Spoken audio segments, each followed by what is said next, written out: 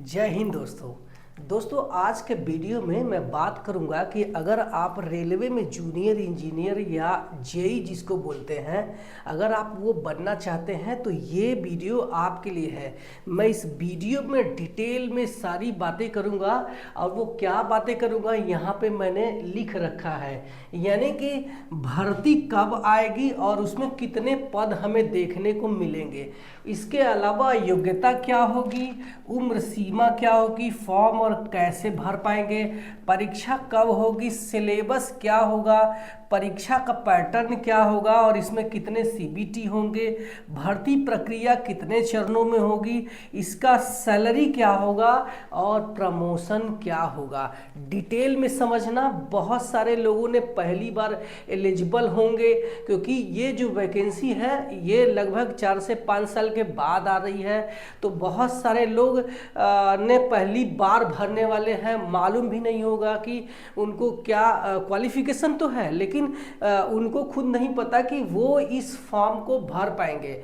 तो इसकी जो डिटेल में बात करते हैं कि इसमें कौन कौन लोग भर पाएंगे, तो चलिए शुरू करते हैं। तो यहाँ पे मैंने लिखा है railway junior engineer JE vacancy 2024। इसके साथ में हमें केमिकल एंड मेटलर्जिकल असिस्टेंट यानी सीएमए का भी पोस्ट देखने को मिलेगा। ठीक है, तो अपने पहले पॉइंट पे आते हैं कि इसकी भर्ती कब आएगी और इसमें कितने पद हैं। तो आपकी जानकारी के लिए बता दूं कि रेलवे ने एक कैलेंडर जारी किया हुआ है, उस कैलेंडर को मैं यहाँ पे लगा देता हूँ। इस कैलेंडर के अनुसार जो हमें कैलेंडर है, उस कैलेंडर में जेई और एनटीपीसी की जो वैकेंसी है वो जुलाई से सितंबर के बीच में हमें देखने को मिलेगी। और हमें जहां तक चांसेस पूरा लग रहा है कि इस जुलाई में हमें जेई की वैकेंसी देखने को मिल सकती है।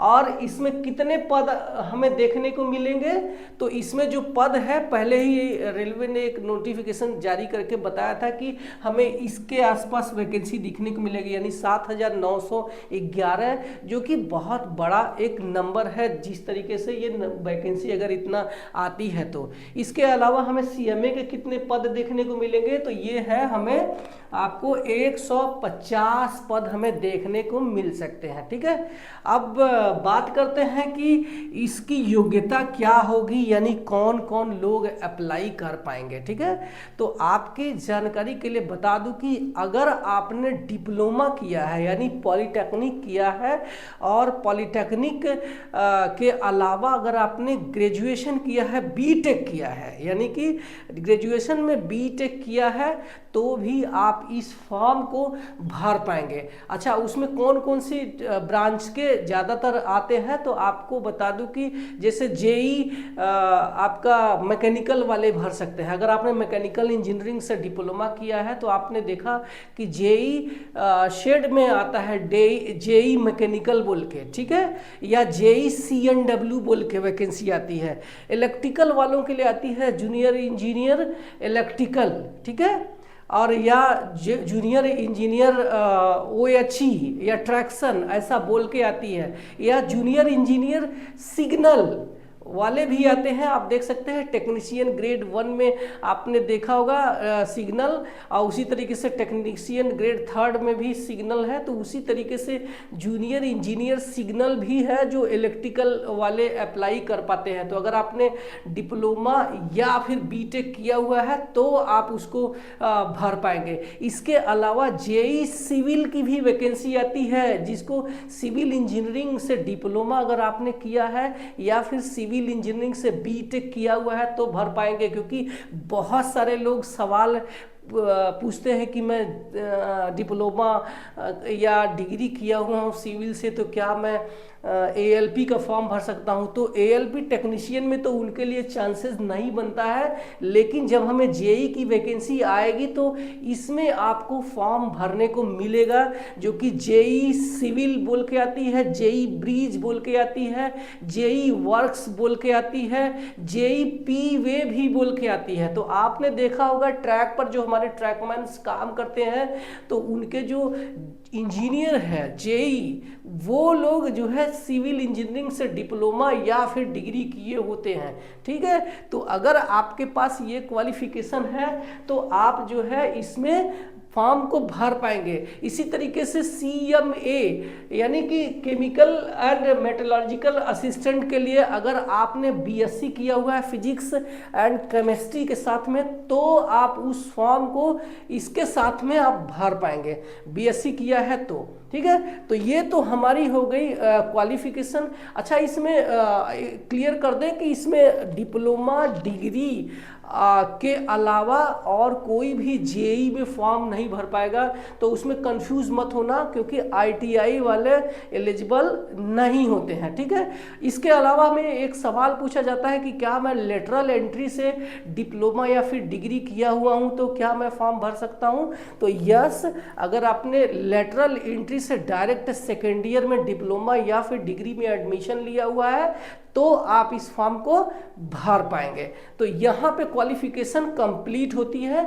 इसके अलावा अगर हमने तीसरे नंबर पे लिख रखा है कि उम्र की सीमा क्या होगी, तो उम्र की सीमा जो होती है वो मैंने 18 से आपका 33 साल रहने वाला है, ठीक है। और हमें जैसा कि 2024 में जितनी भी नोटिफिकेशन निकल रही है, 3 साल हमें कोरोना के वजह से कह लो या फिर वैकेंसी बहुत दिन से नहीं आई, तो 3 साल का हमें ग्रेस पीरियड मतलब मिल रहा है, एज रिलैक्सेशन मिल रहा है। तो इसके साथ में हो सकता है कि हमारा 18 से 36 साल एज देखने को मिल सकती है। ये UR के लिए है।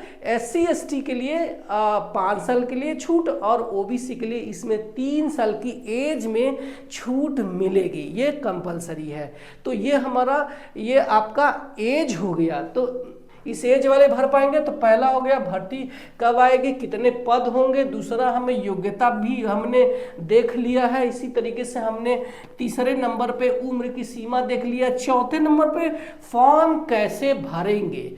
फॉर्म कैसे भरेंगे तो क्लियर है कि भारतीय रेलवे आपको नोटिफिकेशन निकालती है, जैसा ALP का, RPF का, टेक्नीशियन का हमें नोटिफिकेशन जारी करती है। कौन से साइट पे, तो indianrailways.gov.in पर आप देखेंगे कि ये जो वैकेंसी है JEE और CMA की डाली जाएगी।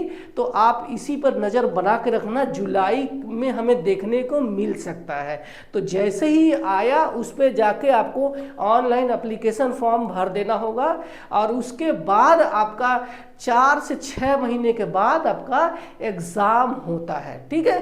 तो ये हो गया हमारा फॉर्म कैसे भरें, ठीक है। अगला नेक्स्ट पॉइंट है परीक्षा कब होगी।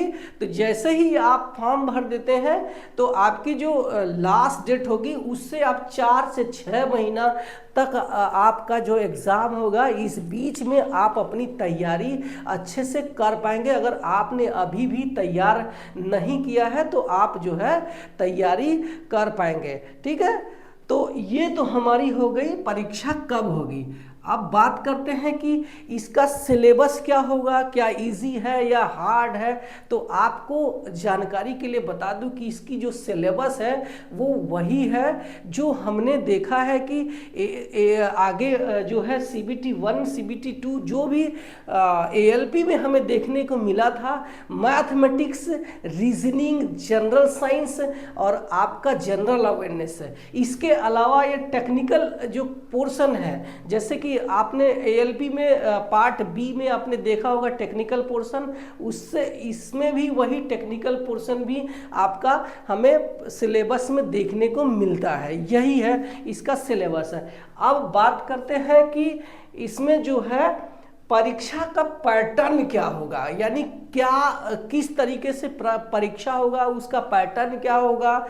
तो इस पे जो है हमने डिटेल में यहाँ पे पैटर्न को लिखा है, तो इसको हम थोड़ा अच्छे से समझ लेते हैं। यानी कि आपका जो पैटर्न है इसमें 2 CBT होने वाले हैं, CBT 1 और CBT 2। अब CBT 1 के बारे में समझ लेते हैं।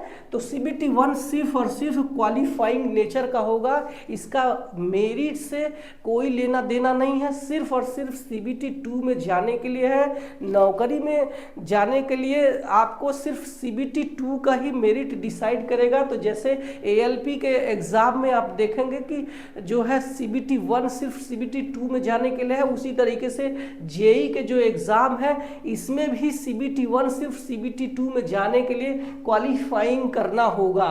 इसमें कितने क्वेश्चंस हमें देखने को मिलेंगे, तो इसमें 100 क्वेश्चंस देखने को मिलेंगे, जिसके लिए आपको 90 मिनट यानी 1.5 घंटे का समय आपको दिया जाएगा। इसके लिए 1/3 निगेटिव मार्किंग रहेगी, तो तुक्का मारने वाले संभल जाना। ठीक है, तो ये हो गया हमारा 100 क्वेश्चंस 90 मिनट। अब देखते हैं प्रश्नों का बंटवारा इस 100 क्वेश्चंस में से कौन कौन सा है। तो मैथमेटिक्स के हमें 30 क्वेश्चंस देखने को मिलेंगे। ठीक है, इसी तरीके से रीजनिंग का आप देख सकते हैं 25 क्वेश्चंस हमें देखने को मिल रहे हैं, और GK GS जनरल अवेयरनेस के हमें 15 क्वेश्चंस देखने को मिलेंगे, और जनरल साइंस का 30 क्वेश्चंस देखने को मिलेंगे। तो आप देख सकते हैं कि ये जो CBT 1 का एग्ज़ाम है सेम और सेम जो है ALP और टेक्नीशियन के एग्ज़ाम के तरह ही है, और जो है उसमें ज़्यादा कुछ फ़र्क नहीं दिख रहा है। तो CBT 1 का ये है तरीका, इतना हो गया। अब आप इस CBT 1 की जो कट ऑफ है उस कट ऑफ को आप क्लियर करवाएंगे उस CBT 2 में जाने के लिए। तो जैसे ही आप जो है CBT 1 क्लियर कर लेंगे तो 3 से 4 महीने के बाद, यानी CBT 1 एग्ज़ाम होने के 3 से 4 महीने के बाद आपका जो है CBT 2 का एग्ज़ाम का डेट आएगा। अब CBT 2 के एग्ज़ाम ही जो डिसाइड करेगा कि आपकी नौकरी लगेगी या नहीं। ठीक है, तो यही हमें CBT 2 पर पूरा का पूरा फोकस करना होगा, जिसमें 150 क्वेश्चंस हमें देखने को मिलेंगे, 150 क्वेश्चंस देखने को मिलेंगे, और आपको 2 घंटे का समय दिया जाएगा। ठीक है, और आपका जो है यही मेरिट डिसाइड करेगा। इसमें 1/3 निगेटिव मार्किंग रहेगी। ठीक है, अब देखते हैं कि इस CBT 2 में प्रश्नों का बंटवारा किस तरीके से है। तो आप देख सकते हैं यहाँ जो मैथ का जो है सवाल आने वाला है, जहाँ पे यहाँ 30 क्वेश्चन था, यहाँ पे सिर्फ और सिर्फ 15 क्वेश्चन मैथमेटिक्स का हमें देखने को मिलेगा। इसी तरीके से हम देख सकते हैं कि फिजिक्स केमिस्ट्री हमें 15 क्वेश्चंस देखने को मिलेंगे, कंप्यूटर के 10 सवाल रहेंगे, बेसिक एनवायरनमेंट के हमें 10 सवाल देखने को यहाँ पे मिलेंगे, और सबसे बड़ा सवाल है टेक्निकल एबिलिटी, यानी जो है हमें टेक्निकल जो है पोर्शन, जैसे कि हम ALP के CBT 2 के पार्ट B में देखते हैं टेक्निकल पोर्शन रहता है, तो उसमें जो है टेक्निकल पोर्शन रहेगा। तो आप ये समझिए कि ये सबके लिए अलग अलग होगा। अगर आपने मैकेनिकल इंजीनियरिंग से डिप्लोमा डिग्री किया है तो आपके सवाल उससे रिलेटेड रहेंगे, इलेक्ट्रिकल इंजीनियरिंग से डिप्लोमा डिग्री किया है तो उसके अलग रहेंगे, अगर आप इलेक्ट्रॉनिक्स इंजीनियरिंग से डिप्लोमा डिग्री किया है तो उसके सवाल अलग रहेंगे, अगर आप सिविल इंजीनियरिंग से डिप्लोमा या डिग्री किए हुए हैं तो उसके सवाल बिल्कुल अलग रहेंगे। लेकिन CBT 2 के पार्ट B में, यानी ALP के जो CBT 2 का पार्ट B था, तो आपको उसमें कंपलसरी था पासिंग मार्क। यहाँ पे ऐसा नहीं है, यहाँ पे 100 क्वेश्चंस है। मान लो यहाँ पे थोड़े बहुत कम क्वेश्चंस करते हैं तो आपको इधर से स्कोर अगर अच्छा खासा उठा लेते हैं, 50 क्वेश्चंस इधर से है और टेक्निकल 100 है, यानी 150 क्वेश्चंस है। तो अगर आप यहाँ पे कम करते हैं तो यहाँ पे अगर आपने उसके बैलेंस बना लिया, उसके मार्किंग आपने स्कोर कर लिया, तो आप जो है उसमें सेलेक्ट हो सकते हैं। आपकी जानकारी के लिए बता दूं कि जितने भी सवाल पूछे जाते हैं, प्रत्येक सवाल के लिए आपको 1 नंबर दे दिया जाता है सही उत्तर के लिए। एक गलत सवाल के लिए आपको 1/3 निगेटिव मार्किंग रहती है, जिससे कि आपको काट लिया जाता है। अगर आपने निगेटिव मार्किंग नहीं जानते हो तो आप मेरा वो वीडियो देख सकते हैं जो मैंने बताया है कि निगेटिव मार्किंग से कैसे बचें, मेरे इसी चैनल पे अवेलेबल है। अब ये तो हो गया हमारा एग्ज़ाम पैटर्न जो कि डिटेल में था।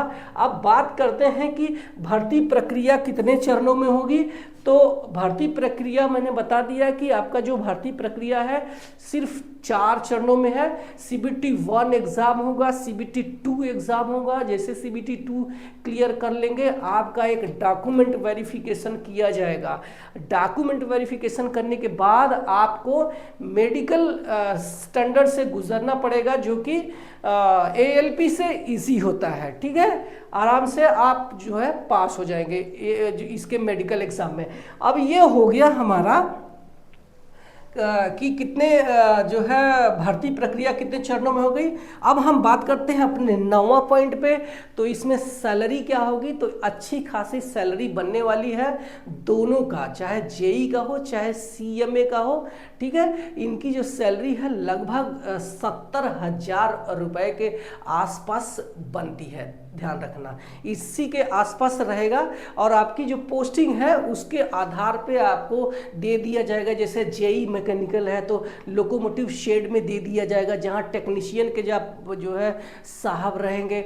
और अगर आपको JEE CNW डिपार्टमेंट में दे दिया मैकेनिकल इंजीनियरिंग से, तो आपने सवारी और माल डब्बा जहां पे रिपेयर मेंटेनेंस हो रहा है और उसका प्रोडक्शन हो रहा है, तो वहां पे आपकी पोस्टिंग हो सकती है। इसके अलावा अगर आप जो है इलेक्ट्रॉनिक्स या इलेक्ट्रिकल इंजीनियरिंग से किए हैं, तो आपको जो पोस्टिंग है वो लोकोमोटिव शेड के अलावा स्टेशन पर भी आपको ट्रेन लाइटिंग डिपार्टमेंट दे दिया जाएगा। या फिर आपने देखा होगा ट्रेनों का जो OHE है, ये जो पेंटोग्राफ है जिससे ट्रेनें चलती है, बिजली के जितने भी काम है उसमें आपकी जो है पोस्टिंग दे दिया जाएगा। जो कि आपके नीचे ढेर सारे टेक्नीशियन 1, 2, 3 और खलासी आपको देखने को मिलेंगे। ठीक है, उनके आप जो है सुपरवाइजर के रूप में काम करने वाले हैं। इसके अलावा सिविल की बात कर लूँ तो मैंने बता दिया है कि ट्रैक पे जितने भी आप देख सकते हैं काम करने वाले पटरी पर, उनके जो है सुपरवाइजर आप रहेंगे। तो ये तो हमारा क्या हो गया, भर्ती प्रक्रिया, सैलरी हो गया। 10वां बात करते हैं कि इसमें प्रमोशन क्या है। ठीक है, तो आपकी प्रमोशन के बारे में बता दूं तो आप जो है 2 साल 3 साल जैसे ही काम कर लेते हैं, वैसे आप जूनियर इंजीनियर से सीनियर सेक्शन इंजीनियर बन जाएंगे। और इसको बोलते हैं SSC, मतलब बिना एग्जाम दिए आप जो है उस पोस्ट पर जा सकते हैं। इसके अलावा अगर आपके अंदर टैलेंट है, क्षमता है, तो आप ग्रुप B ऑफिसर्स बन सकते हैं, क्योंकि सीनियर सेक्शन इंजीनियर से लेके टेक्नीशियन ग्रेड 3 ये ग्रुप C कर्मचारी होता है। लेकिन जैसे ही आप ग्रुप B ऑफिसर बनना चाहते हैं, उसको राजपत्रित अधिकारी या गैजेटेड ऑफिसर्स बोलते हैं। उसको बनने के लिए आपको डिपार्टमेंट के एक एग्जाम से गुजरना पड़ेगा, जिसको बोलते हैं LDCE, limited department competitive examinations. उसके लिए आपको 2 से 4 वैकेंसी पूरे जोन में होता है, तो वो एग्जाम टफ होता है। लेकिन अगर आपके अंदर क्षमता है तो आप जो है उसको निकाल सकते हैं। तो हर एक डिपार्टमेंट के लिए अलग अलग होता है। जैसे मान लो अगर आप मैकेनिकल डिपार्टमेंट में है तो आप जो है असिस्टेंट डिविजनल मैकेनिकल इंजीनियर बन सकते हैं। अगर आप इलेक्ट्रिकल डिपार्टमेंट में है तो असिस्टेंट डिविजनल इलेक्ट्रिकल इंजीनियर बन सकते हैं। अगर आप सिविल इंजीनियरिंग डिपार्टमेंट से गए हैं तो आप जो है असिस्टेंट डिविजनल इंजीनियर बन सकते हैं। इसी तरीके से अगर आप सिग्नल वाले में है, JEE सिग्नल, तो आप वहां पे जाकर के assistant divisional signal and telecommunication engineer यानी ADSTE बन सकते हैं। तो ये हमारा हो गया प्रमोशन, और ये हो गई सारी बातें जो मैंने JEE से रिलेटेड बताया है। अगर आपके मन में कोई डाउट है, कोई सवाल है, तो आप, मेरा कमेंट सेक्शन खुला है, वहाँ कमेंट करो, मैं रिप्लाई करूँगा। और हाँ, मुझे इंस्टाग्राम में भी फॉलो कर सकते हैं, वहाँ भी आप मुझे मैसेज कर करके सवाल पूछ सकते हैं। आप देख सकते हैं वहाँ पे 62,000 से ज़्यादा मेरे फॉलोअर, फैमिली मेम्बर जुड़ चुके हैं। मिलते हैं अगले वीडियो में। और अगर आप पहली बार मेरे चैनल पे आए हैं तो सब्सक्राइब करके जाना। मैं यहाँ सिर्फ और सिर्फ आपके फ़ायदे की बात करता हूँ। और हाँ, इन सब जो है किताबों का जो लिंक है मैं कोशिश ये करता हूं कि मैं इस वीडियो के डिस्क्रिप्शन में डाल देता हूं, आप वहां से ले सकते हैं। ये सिर्फ टेक्निकल वाला आपको अपना खरीदना पड़ेगा, वो अलग अलग हो सकता है, सिविल का अलग, मैकेनिकल का, इलेक्ट्रिकल का अलग, इलेक्ट्रॉनिक्स का अलग है। मैकेनिकल वालों के लिए मैं बताना चाहता हूं क्योंकि मैं खुद मैकेनिकल इंजीनियरिंग से डिप्लोमा किया हूं, लेकिन मुझे चूंकि जेई बनना नहीं था, मुझे ऑफिस में या शेड में जाने का इंटरेस्ट नहीं था, मुझे ट्रेन चलाने का, एएलपी का जॉब चुनकर आज मैं लोको पायलट के रूप में काम कर रहा हूं। तो आपको मैं मैकेनिकल वालों के बताना चाहता हूं कि अगर आप आरएस खुरमी या जैन वाली किताब ले लेंगे तो ये जो टेक्निकल पोर्शन है आपका एकदम क्लियर हो जाएगा। बाकी लोगों के लिए मैं ये सारे सब्जेक्ट जो है अपने वीडियो के डिस्क्रिप्शन में डाल देता हूं, आप वहां से लेकर के अपनी तैयारी को मजबूत बना सकते हैं। मिलते हैं अगले वीडियो में। Bye bye, take care.